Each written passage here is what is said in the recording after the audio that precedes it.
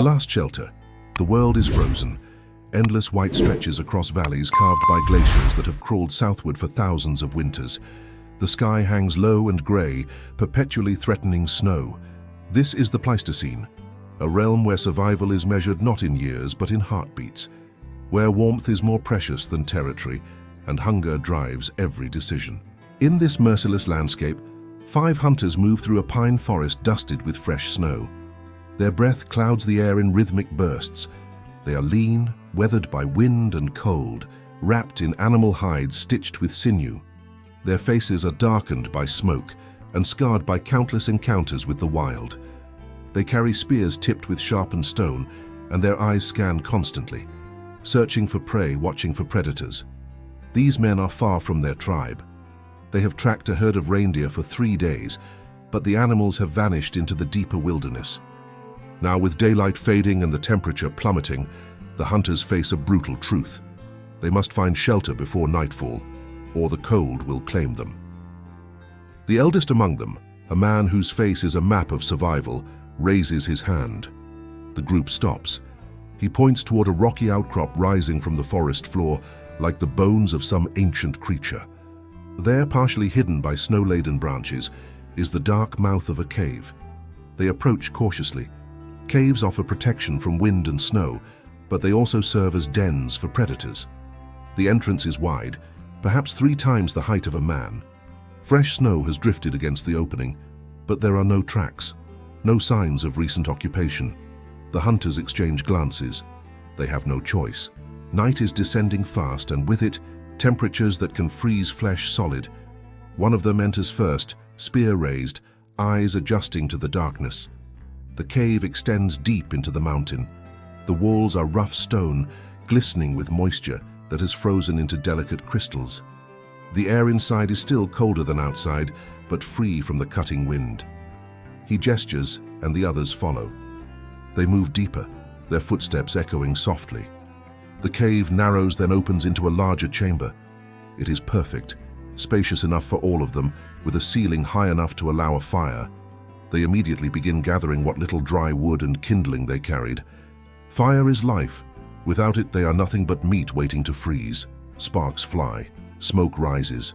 The fire catches, and warmth slowly begins to push back the darkness and cold. The hunters settle around the flames, gnawing on strips of dried meat, sharing water from animal bladders. They speak little. Words are a luxury in a world where sound can attract death. But something is wrong. The eldest hunter feels it first, a prickling sensation at the back of his neck, an instinct honed by decades of survival. He stands, moving toward the rear of the chamber, where the darkness remains thick and impenetrable. His torch flickers as he raises it high. And then he sees them. Bones.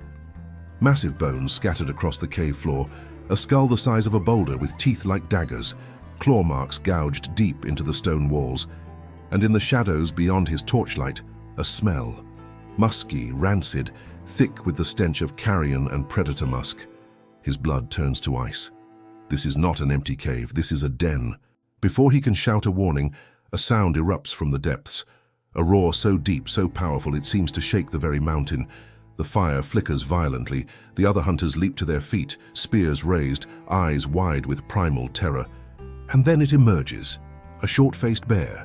Arctodus simus, the largest predator to walk the Ice Age, standing nearly 12 feet tall on its hind legs, weighing over a ton, with limbs built for speed and jaws designed to crush bone. Its fur is thick and matted, darkened by dried blood and filth. Its eyes reflect the firelight, yellow and cold, burning with territorial rage. The bear has been deep in the cave, possibly sleeping, possibly feeding on a kill stored in the shadows. Now it has awakened to find intruders in its home. The hunters scatter. 2 break for the entrance. The bear moves with horrifying speed, faster than any creature its size should be able to move. It swipes with one massive paw, and the nearest hunter is thrown against the cave wall with a sickening crack. He crumples, lifeless, his chest caved in. The others scream, raw, guttural sounds of terror. One hurls his spear. The stone tip strikes the bear's shoulder, but barely penetrates the thick hide and muscle. The bear doesn't even flinch. It charges. The remaining 4 hunters reach the cave entrance, but the bear is already upon them. It rears up, blocking the exit, its shadow swallowing the light. One hunter tries to slip past. The bear's jaws close around his skull. There is a wet crunch, and the man's body goes limp before he even has time to scream. The 3 survivors retreat deeper into the cave. It is a fatal mistake. They are abandoning the only exit, trapping themselves in the dark. But fear has taken over. Rational thought is gone. They run, stumbling over bones and loose stone, their torches casting wild, dancing shadows. The bear follows. It does not rush. It knows the cave intimately, every tunnel, every dead end. These humans are not escaping. They are only delaying the inevitable. The hunters find themselves in a narrow passage. The walls press close on both sides. They can hear the bear behind them, its heavy breathing, the scrape of claws on stone. One of them turns and throws his spear in desperation. It clatters harmlessly off the cave wall. The passage opens into another small chamber, but there is no exit. It is a dead end. The 3 men press their backs against the cold stone, weapons raised, chests heaving. The firelight from their dropped torches flickers weakly behind them. The bear fills the entrance to the chamber. It pauses, watching them.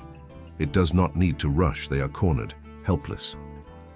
One hunter, the youngest, lunges forward with his spear, screaming a war cry meant to summon courage he does not possess.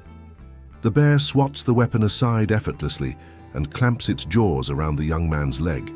He shrieks as he is dragged backward, his fingers clawing uselessly at the stone floor.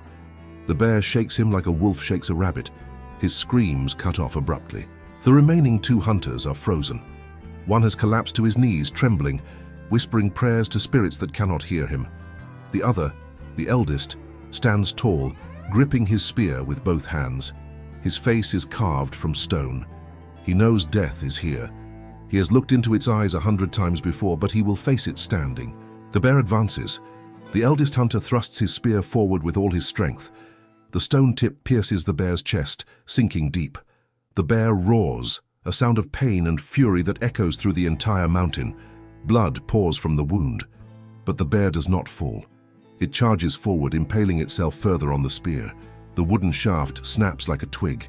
The bear's weight slams into the hunter, crushing him against the wall. Ribs shatter, lungs collapse, his vision darkens. The last hunter tries to run. He makes it 3 steps before the bear's claws rake across his back, shredding through hide and flesh. He falls face first into the darkness, bleeding out on the ancient stone. Silence descends. The bear stands in the center of the chamber, breathing heavily, blood dripping from its chest. The wound is serious, possibly fatal, but not immediate. It sniffs the bodies of the fallen hunters.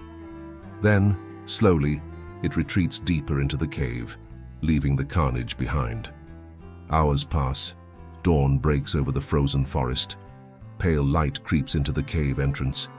The fire has long since died. The cave is a tomb. 5 men entered seeking shelter from the cold. None of them left. The snow begins to fall again, gentle and silent, slowly covering the tracks leading into the cave. Within days, there will be no sign that anyone was ever here. The forest will forget. The mountain will forget. Only the bear will remember, sleeping in the darkness, healing slowly, waiting for the next intruder to stumble into its domain. This is the law of the Ice Age. Shelter is survival. But sometimes, shelter is just another word for grave.